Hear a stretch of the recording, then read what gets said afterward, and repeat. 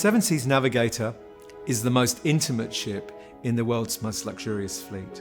All her 245 suites boast ocean views, most with private furnished balconies, and her remarkable staff-to-guest ratio of 1 to 1.4. This ensures every guest receives attentive, personalised service at any time of the day or night.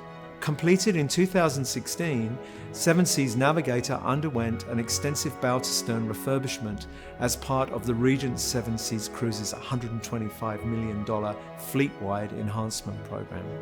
Seven Seas Navigator emerged as essentially a brand new ship, with all suite categories, all lounges, the library, casinos, boutiques, reception area, and signature restaurants, Compass Rose and La Veranda, having been completely refurbished.